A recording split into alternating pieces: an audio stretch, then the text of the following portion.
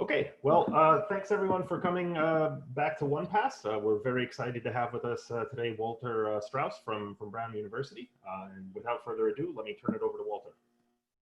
Oh, thank you very much. Thanks for letting me help set up this series. So I thought I'd start with a rather dramatic picture that shows waterways. Waterways are complicated, as you see from this dramatic picture, which is so beautiful. So the title of the talk, oh, no, wait, how does it go? Oh yeah, there you go. That's the title page. I think Ian coined this title, Ebb and Flow of 2 Centuries. It's more than 2 centuries, about 2.5 centuries actually. I'll start with some pictures of waterways. So it's really complicated. For mathematics to describe this in detail is clearly next to impossible. You can describe maybe the larger, maybe grossly, maybe a little bit. The 2.5 centuries, it's going to go into definitely at least 3.5 centuries for sure, this subject. So here's some, now you can have some very gentle surfaces of water. This is an example. Nice parallel flow. This is something mathematicians can handle to a large extent. Here's another one, which is also nice and pretty much parallel flow. And here's a more detail of the previous picture. It shows there's a certain 3-dimensional structure here. That is a 2-dimensional structure of the surface. Here's again something with turbulence and whitecaps, and there's obviously interaction with the air above with all those bubbles. And here's a larger scale picture of the same thing. This is very complicated. So we're talking about understanding the very basics. Well, the first thing mathematicians did, it goes back to basically to Euler. So what is it, maybe about 50 years after Newton, Euler, oh no, I'm not ready for that yet. I just want to say the outline of these talks, these 7 talks, the next 6 lectures will be by the people listed, and the titles are not their titles. I think they're just very rough titles of what these 6 people will talk about. Thank you everyone for participating. Okay, this talk, it's very introductory. Basically, we're just going to write down the equations, talk about the history, and talk a little bit about recent research directions, which are an introduction to the next 6 talks. So Euler, in about 1750, he had a tremendous career, so it lasted decades. He wrote down the Euler, what we call the Euler equations. And it is really amazing that what he wrote down around 1750 is still the same equations that we study as mathematicians, but even more important that, you know, hydraulic engineers and so on use these same equations. The most famous variant was the Navier-Stokes equations, which permit the fluid to be viscous. The Euler equations didn't have the concept of viscosity built in. I'm not going to be talking about viscous effects in this lecture. It's an extremely complicated subject. So there are, as I write here near the bottom, there are huge problems that are still beyond our reach. And this is well known to engineers, to like fluids engineers, and to mathematicians as well. So Euler actually wrote, all those more than 200 years ago, he wrote the following, which I think is really amazing that he could write it with such, predict it so well. He said, if it is not permitted to us to penetrate a complete knowledge concerning the motion of fluids, it is not to mechanics, nor to the insufficiency of the known principles of motion that we must attribute the cause. It is analysis, he means a mathematical analysis. It is analysis itself which abandons us here, since all the theory of the motion of fluids has already been reduced to the solution of analytic formulas. So this is an advertisement for what we do as mathematicians. Okay, so it had this theory of fluids had a tremendous effect on mathematics itself. If we just talk about mathematics, for example, I always like to say the Cauchy theory of analytic functions, complex function theory, was motivated primarily by Cauchy looking at two-dimensional fluids. You have X and Y, that's the two directions. And then you get into complex function theory. All right, so now I'm going to write down the equations. So so these are the basic equations. All the experts know this very well. So, but this part is certainly for people who are not such experts. So U boldface is a vector. U of X and X is a vector, X, Y, Z. And so U is the velocity, rho is the density, and X is a position in space, a fixed position in space, and time t. And then you have conservation of mass. So in a given region, the fluid might flow, but if you just write down the mass inside some region and follow the flow, then you can say the fluid doesn't disappear or anything. So mass is conserved. And you write that over a region, and then you use the divergence theorem, and equation 1 comes out. So you can see that in any reference. So that's equation 1, conservation of mass. The nice thing about this, if the density is essentially constant, which is true for bodies of water like oceans and lakes and so on to a certain extent, then it just says the divergence of U is 0. Now, conservation of momentum just says force equals mass times acceleration, F equal ma. So that is equation 2. So the first two terms represent the acceleration. The pressure is a kind of internal force.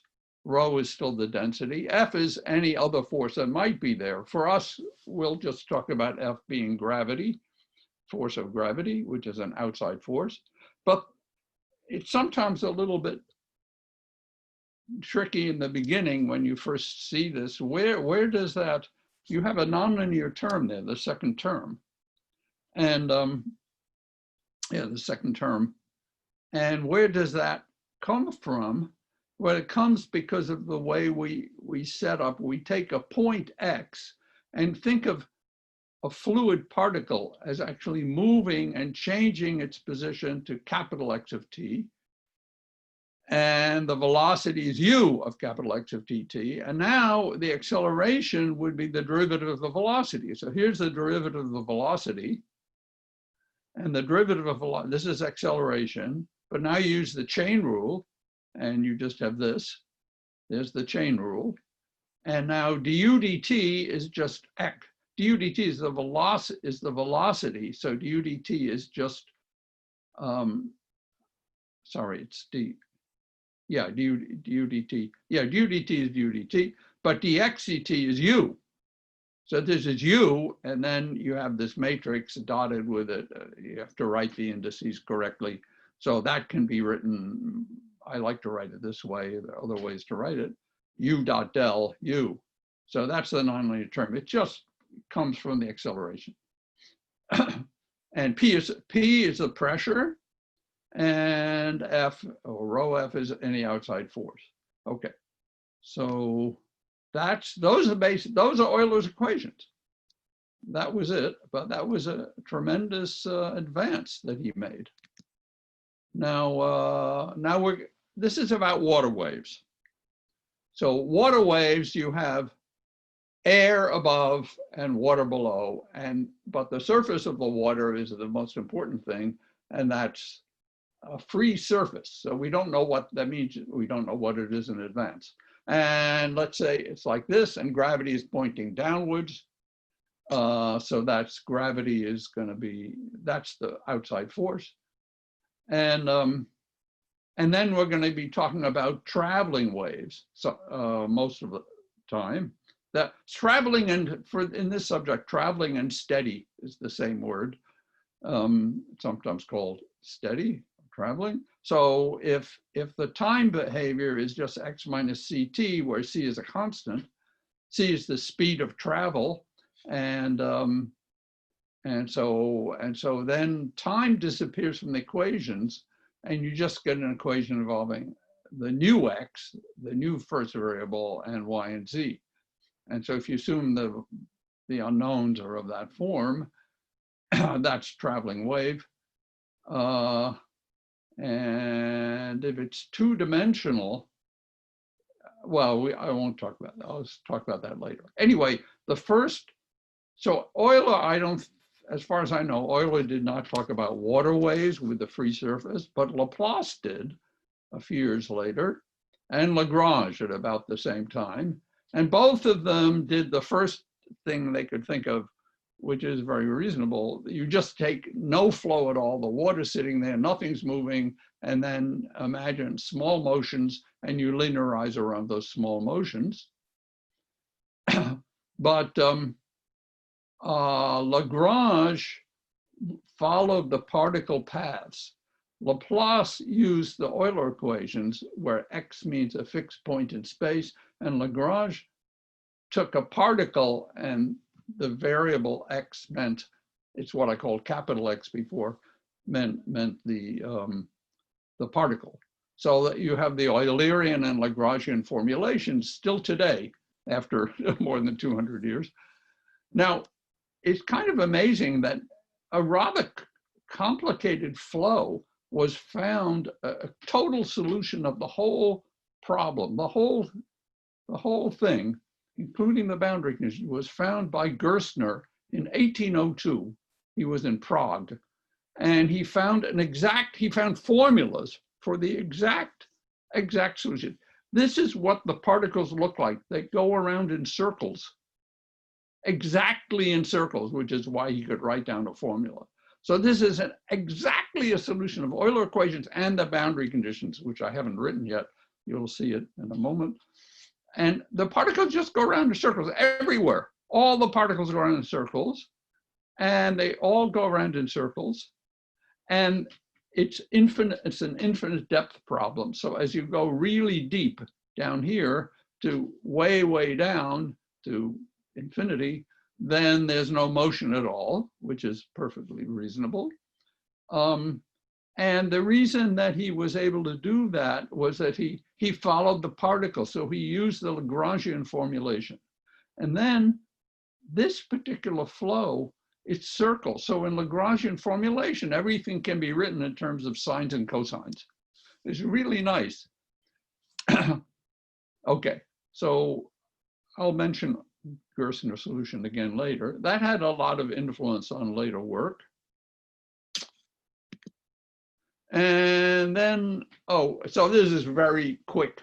I just mentioned the high points. So Fourier, a little bit later, like somewhat after 1800, Fourier, the famous Fourier, didn't work on this problem at all. He worked on heat conduction, temperature problems, which we all know. But what's interesting for water waves is that both Cauchy and Poisson, more or less simultaneously, used the Fourier, the idea of the Fourier expansion. I mean, it was fairly formal. Convergence was not the issue in those early days, but used Fourier expansion to study the linearized water waves. And Cauchy and I think they both concentrated on what we call the 2D theory, which means that one of the horizontal variables is a constant with respect to that. So Cauchy's 2D theory led to complex analysis, and then he wrote his big treatise in 1825. So various other people worked on it, particularly Airy. I thought that was 1830s, but I don't know, maybe it's 1845, around that period.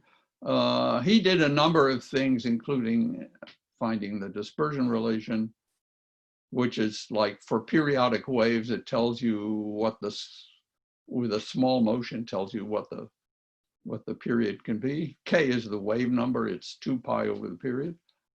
And the really big star of the 19th century was Stokes. So Stokes around 1850, he did many, many things. And particularly, he wrote the correct expansion for small waves in terms of the amplitude parameter, how high the wave surface can get off of the equilibrium, like in this picture, how high that is. You can expand that. Anyway, it's the correct expansion.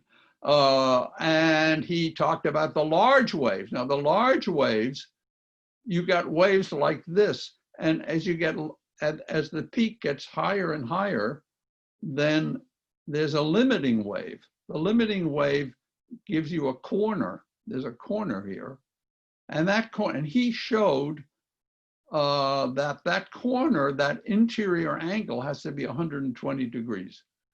Now, it doesn't, it's not. Today we might say, well, he didn't really prove the things converge, and he didn't exactly prove everything, but its basic ideas were there. It's quite amazing. Okay, so this is a picture of the extreme wave of height h. H is like the amplitude. Okay, now boundary conditions. So I only gave you the equations of the Euler equations. That's for the fluid, like inside the fluid. But on the boundary, you have the interaction between the air and the water. So the really important thing is that on the boundary, this free boundary, it's a free surface, meaning you don't know it in advance, one of the unknowns. And there are many, many problems that are very interesting with free surfaces besides water waves. A famous one is the Stefan problem, which is the melting of ice. So when ice melts, the surface between the edge of the ice and the water it changes all the time. So that's the free surface. Or you can stretch a membrane like rubber over some obstacle, and by doing that, the surface is the contact region where the membrane touches the obstacle. Those are just some famous free surfaces. So let's go back to water waves. Water waves. So it has a free surface. And so we will make quite a lot of assumptions. I'll assume that the air isn't moving at all. And that I'll assume that the surface, S is the free surface. I assume the free surface is smooth. So in the previous slide, this is actually not smooth because it has a corner. So, but I'll assume it's smooth, so at least for here. And the boundary conditions are, and also I'll assume there are no bubbles or anything like that. So there are two boundary conditions on those kinds of conditions. So one of them is that if you have a particle that's on the surface, it remains on the surface, although it moves along the surface it can move over the surface with time. And so that expresses that there are no jets or anything like that. And the other boundary condition is that the pressure matches the pressure of the air. There's some atmospheric pressure which is fixed constant. This is a constant. It's the pressure inside the fluid, which varies inside the fluid, is exact at the surface is exactly equal to the air pressure, assuming no surface tension. I'm assuming no surface tension. I will also assume a flat bottom. So what we have then is a flat bottom and then the surface up here, and that bottom is fixed, like the bottom of a flat ocean or a flat lake. All right, so when you write those boundary conditions, then it looks like this. Now I'm I'm trying to keep it fairly simple. So I will only talk about traveling waves. So I'm writing x instead of x minus ct. And I'm going to do 2D. So there's only one horizontal variable. There's one horizontal variable, which I assume everything is independent of that. So it's just, these are going to be waves that move along with one direction the same. So y here is vertical and x is the other horizontal variable. Gravity points downward. And then the time derivative becomes this because I made this change of variables. And so here's the Euler equations. And I'm assuming the density is constant. So these are the Euler equations with density constant. I take density to be 1. And so the first Euler equation is this. Okay, in 2 dimensions. So I'm using, without boldface, that means it's a scalar. UV are the components here. Okay, and x, y are the components of the space variable. Okay, and then the momentum equation here becomes these two. I'm just writing the two coordinates separately. And the derivative in time becomes just a minus c here. So you got this is the Euler equations in this special case. And here are the boundary conditions. This is just saying that particles move along the surface. And this is saying the pressure is constant on the surface. And on the bottom, I'll assume that it's an impermeable bottom, so that there's no motion, there's no fluid moving vertically.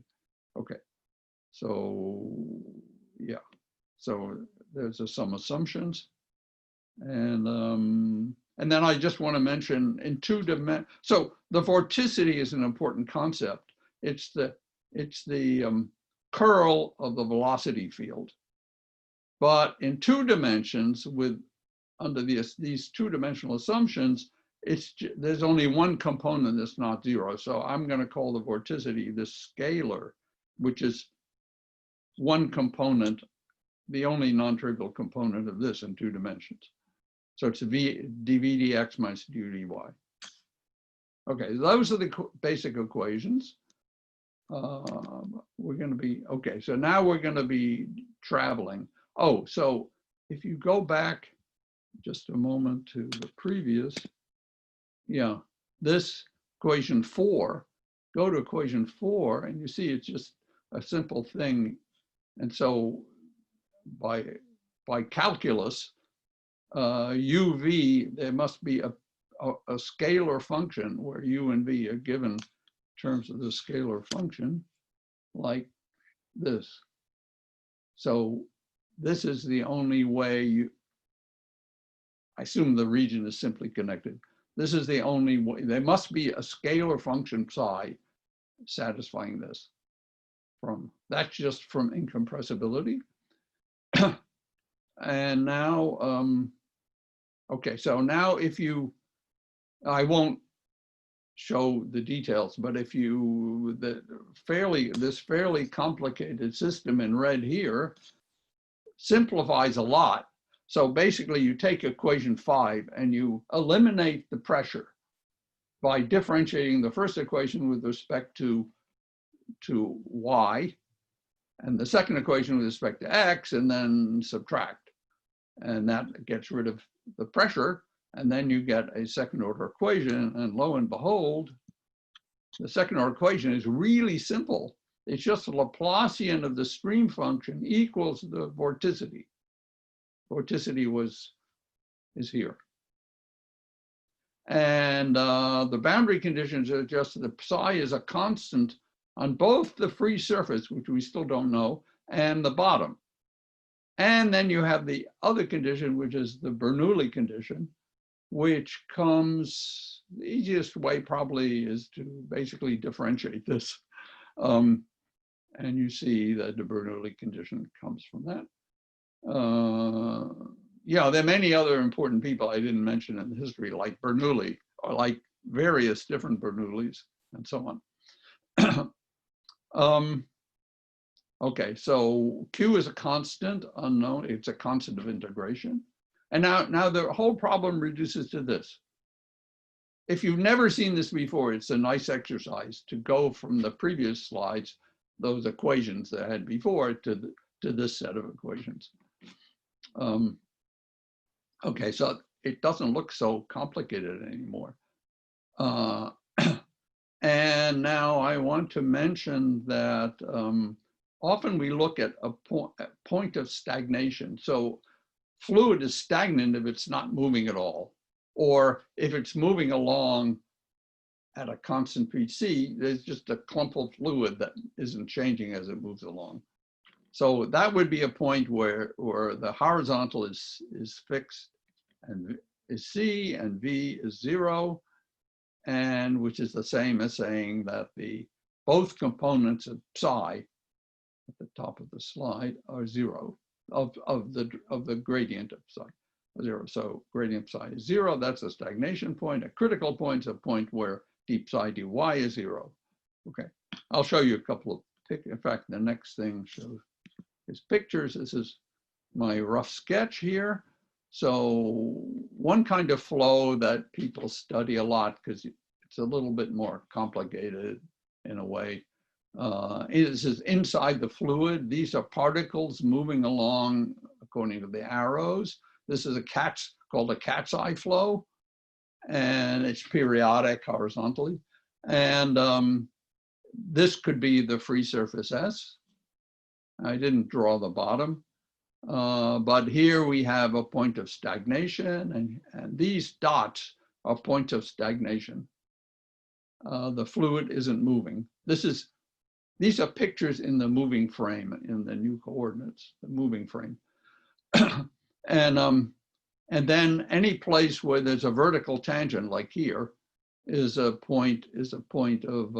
critical value here, right there.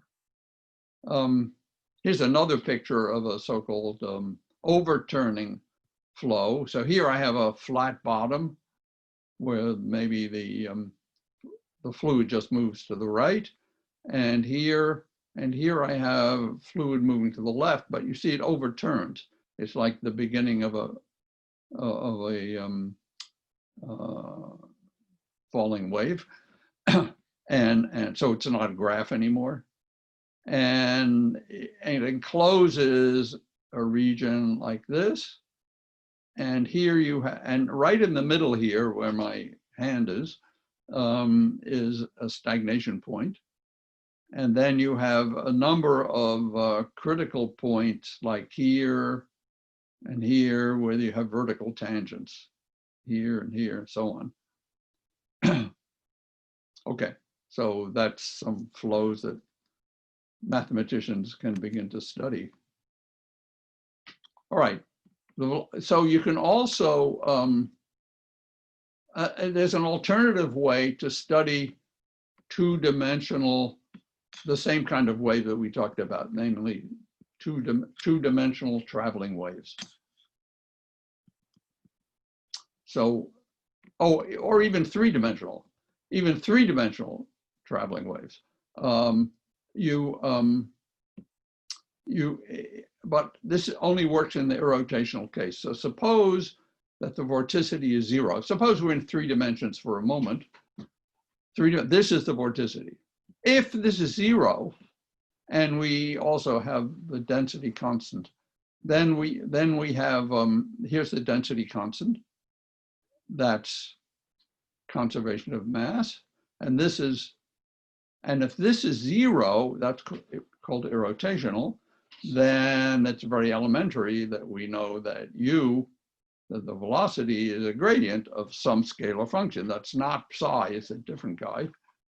And because of this and this, psi has to be harmonic. So psi, phi is harmonic. It's a harmonic function, very nice. So there it is, harmonic function in the fluid region. That's the fluid region. And then you can write down the boundary conditions as well. The boundary conditions take this form. This is Bernoulli, this is the other boundary condition, this is the bottom. So that's another way to write it. And for in some ways, this is an alternative way to write the equations in this case. Now, a little more history. So a little more modern history. I'm going to skip a lot of things. There are all kinds of important people like Boussinesq and so on, which I'm not mentioning, but a big, if you look back at, I'll go back to this formulation, equations 7. Right. Yeah, right. You have here an elliptic problem. So suppose omega is 0 even. If omega is 0, then you have a harmonic function here. You have a harmonic function with very simple boundary conditions, but you don't know the surface, so you have an extra boundary condition, this one. I mean, normally, right, with a Laplacian, you just have one boundary condition on each boundary. But because the surface S is unknown, you have this extra boundary condition, which is Bernoulli's equation. And if omega is 0, it's harmonic, so you can just use the Green's function. Use the Green's function for, here's a Green's function, these are constants here. So you just use the Green's function for the domain, which is still unknown, you don't know the domain. But use that Green's function and you can reconvert this into an equation on the surface, which is exactly what Nekrasov did. So Nekrasov in 1921 was able to actually show the convergence of the series of Stokes's expansion for small amplitude. I'm going to call the amplitude A. A is like the deviation from flat on the surface. So you can, so as I said, Stokes actually wrote down what the expansion should be, or at least maybe he wrote down the first few terms of the expansion, but Nekrasov actually was able to show it converged. And so you actually have exact solutions of the whole system for small amplitude. I showed there's a positive radius of convergence. And then quite independently, apparently a little bit later, Levi-Civita, the famous Levi-Civita, did the same kind of thing by writing the equations in a different way. And Dubreuil-Jacotin in 1934 also considered waves with vorticity. So I should mention Nekrasov and Levi-Civita took the vorticity to be 0. That's the irrotational case.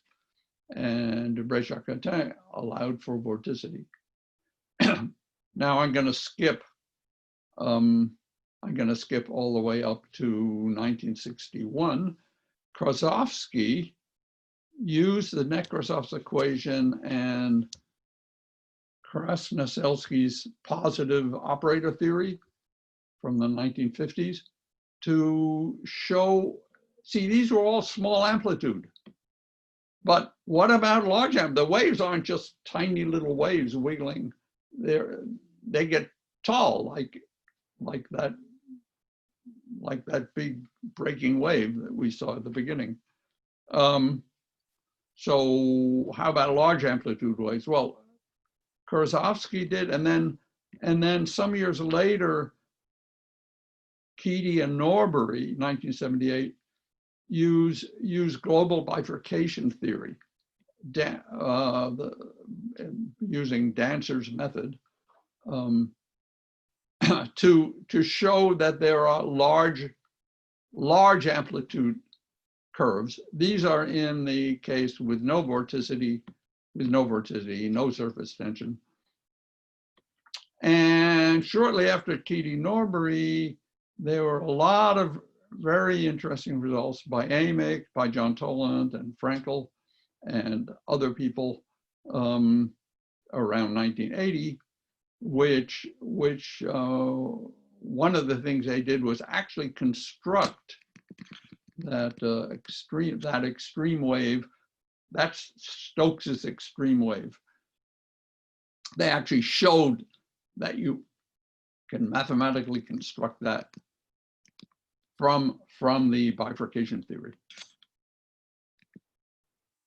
Okay, so now I'm going to make a little aside. So because the water wave problem has been so difficult, has been so challenging for so many years, many approximate models have been studied, huge numbers of them. The most famous one is Korteweg-de Vries equation, which is this equation. And I'm just going to say briefly that you can get the Korteweg-de Vries equation. This is much simpler. It's just a scalar equation in one variable. So you assume that the wave is traveling in one direction, and you rescale time. I'm calling it tau. You rescale time, and then you assume the amplitude is small, a, and then you can show that this is a good approximation to that kind of water wave, that special kind of water wave.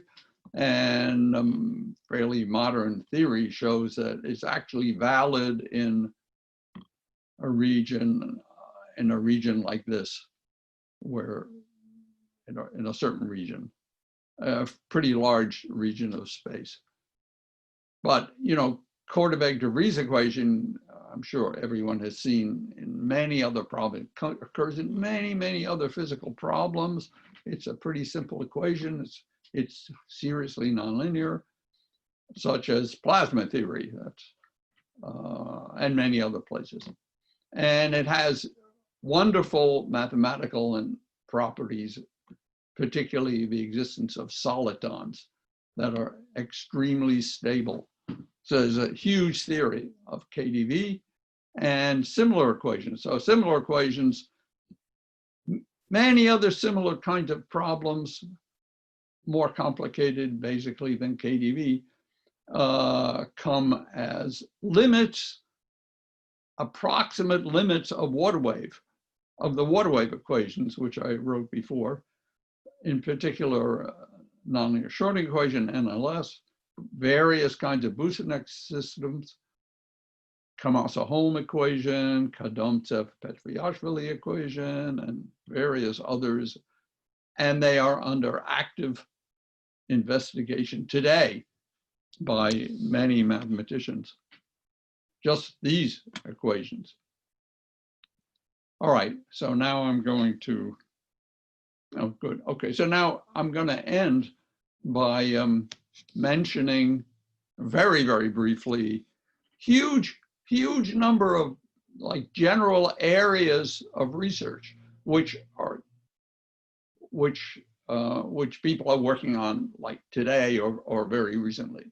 So I'm mentioning vorticity first because that's what I've been most involved with myself. So it's a paper I wrote with Adrian Constantine on large amplitude periodic waves. So it's rather like the de Broglie-Jacotin, what she did in 1934, but that was not with vorticity. So it makes a pretty big difference. It makes a huge difference in the kind of phenomena, what kinds of waves can occur to have vorticity. Anyway, that's a whole story. And we used Rabinowitz global bifurcation theory. Excuse me, I'm going to turn that off. That was my phone that shouldn't have rung. Yeah, so originally we used Leray-Schauder degree theory, but one can also, the alternative is to use the Dancer theory, which was updated in a beautiful way by Buffoni and Toland relatively recently, and which is about analytic families of operators and using analytic function theory without directly using topological degree. Okay, so one can study periodic wave, periodic in the horizontal variable, which remains x, or you can talk about solitary wave. A solitary wave is one with one hump. It's not periodic, it goes down to zero. It goes to zero at plus and minus infinity in x, but it's traveling at speed c. A front is like two different levels, and it goes from one level to the other. It's like a solitary wave, but with two different asymptotes at plus and minus infinity. So a couple of the at least one of the future lectures will be about that. Certainly we'll talk about that. One can study, these are all things that have been recently studied and are subject of very active research. The shape of that surface, that's the key thing. What does the surface look like? The shape, so you can study the symmetry, like is it symmetric around a crest, for example? How many maxes and mins does it have? Are all the maxes at the same height? How steep can the solutions get? You can get waves that are very steep, arbitrarily steep, and then afterwards they break. You can have overhanging waves. So after it gets very, very steep, it starts to overhang, like that picture that I showed you before. No, I don't want to. Okay, so one can study the regularity. It turns out that the surface S is usually not just smooth, but even real analytic. So that requires proof. And also the streamlined, which are the particle paths, also are typically analytic. So these are the streamlines, the particle paths in 2 dimensions. I'm still in 2 dimensions. And the particle paths usually they don't look like the Gerstner solution. That Gerstner solution was way back here. That Gerstner solution over here turns out to be very special. Even it had a tremendous influence. It was that like the first exact family of traveling waves that was found. It's explicit, totally explicit in terms of sines and cosines, but the picture of what it looks like is actually quite different from most flows. This Gerstner flow actually has lots of vorticity in it. Not okay, but I think a lot of people neglected the study of waves with vorticity because they said, oh, Gerstner explains everything. But that really isn't true at all. We have found that out recently. Now you can look at the stagnation points in the critical layers, like those cat's eye flow. Where was that cat's eye? There. Like a cat's eye flow like that has lots of stagnation points and so on. When does it get a stagnation point? Okay. Then there's a huge literature on different, slightly more complicated models, same deal exactly, except you have surface tension, or the density is not a constant. well, you can also have compressible flow, but I'm not talking about that. Even with incompressible flow, the density doesn't have to be constant. So we're going to hear, I think we're going to hear talks about maybe about that. The temperature can be different. Of course, in the ocean, for example, the temperature is very different. It gets colder as you get deeper usually. And you can have salt content, which changes the density. You can, of course, have viscosity that changes everything. And so all those things can be studied, and they're very interesting. You can have internal waves. Internal waves are like free surfaces inside the fluid, which these are free surfaces, but they're not on the top surface. Then they may separate two fluids of different densities. There's a fluid on top and a fluid on the bottom of different density. That could create an internal wave. You can study what happens if the bottom is not flat. Well, if it's not flat, you can't really translate. You can't take a traveling wave and translate horizontally, because the particles will hit the bump on the bottom, but then other things happen. It's a whole story in itself. And here's a huge thing which is not very well understood. I pretty much talked up to this point about so-called 2D water waves. 3D water waves, like all those pictures I showed you at the beginning, those are much more realistic, and they're much more complicated to study, including the steady water waves. And so that's a big area, which I would say this is a big area for the rest of the 21st century. Now I drew a line here. Okay, you can ask whether you take one of these steady waves and is it stable? So is it stable means you change, let's say you consider the initial value problem, and you say at time 0, you have something very close to one of these nice traveling waves. And does it remain close to that wave for all positive time? Or unstable is by definition not stable. This is a big question, which, I mean, most flows are going to be unstable, but there's some that are stable. And the question is, what does stable mean? Stable is something which has many different meanings depending on like how you measure things being close. And I put this together with the initial value problem because the stability that I just mentioned has to do with changing the initial condition and seeing how it evolves in time. The initial value problem is an enormous area under very intense investigation today, which I don't have time to talk about, which is like showing if you have initial conditions, do you have a solution for a short time, for a long time? What if the initial conditions are pretty small, and so on.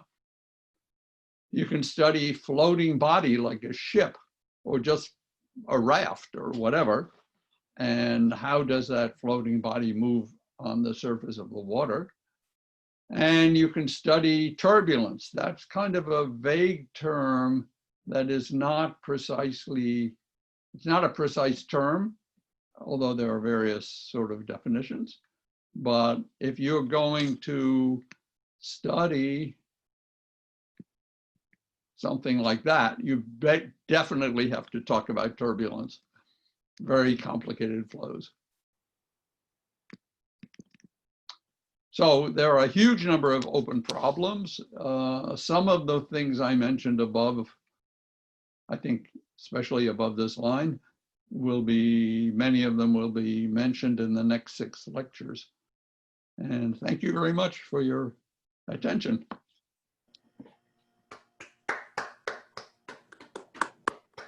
Thank you. So if you'll give me 1 second.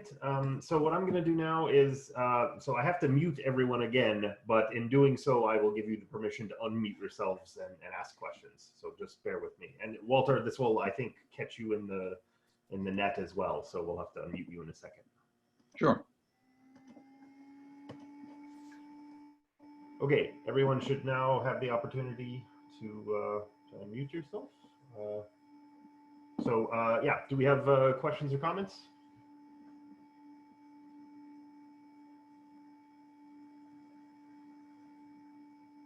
Okay, maybe I'll get the ball rolling. Walter, I have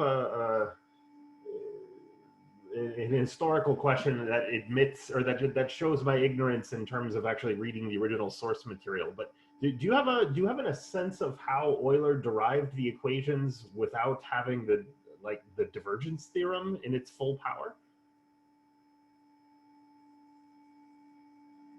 Walter, you're still muted.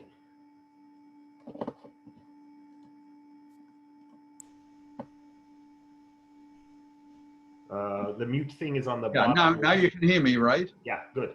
Yeah. Okay. You know, the divergence theorem means you integrate by parts. I'm sure he knew that. Knew that. So I'm sure he did that. Of course, the concept of a vector didn't exist. So it was all written out longhand, of course. I didn't study Euler's papers, so I don't know. And didn't he write in Latin? I think. Wouldn't surprise me, I guess. Yeah, so I don't actually know what he did. He probably, well, conservation of mass is pretty clear.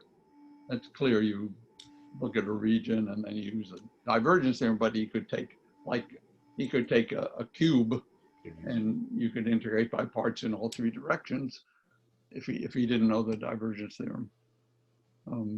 The other one, well, he knew F equal ma, so might have done something similar, I guess. I don't know, does anyone else know about that kind of history? There are a couple of great history books about fluids and water waves. I'm trying to, I have a couple on my bookshelf behind me, but I can't remember the author's name right now. Okay, thanks. Are there other questions or comments? So I just have one organizational question. So my understanding is that the next talks that are going to come, they will be not necessarily standalone, but you don't, even if you miss one talk, then you should be able to follow the next one. Is that right? Yes, I think that's absolutely right. And they won't be so very basic as my talk. I mean, they're going to be a lot of them will be pointing to current research and maybe more technical, probably all the talks will be considerably more technical than mine. I just thought I'd give a basic introduction. Just for the record, I think your talk has been a terrific preparation for mine. Oh, good, thank you. That's very good, yes. Yeah, good.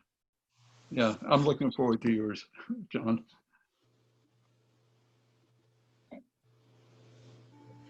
Okay, well, I'll fish one more time. Speak now or forever hold your peace. Any last minute questions? Okay, well, thank you very, very much, Walter. Let's thank Walter again for the talk. Thank you. Yeah, okay, and so as a reminder, we will be back next week at the same time with John Tolland. If you would like to be put on sort of a mailing list to receive reminders of this, there is a link on the ONEPAS website. You can just sign up there. Otherwise, well, thank you for coming. We'll see you next week.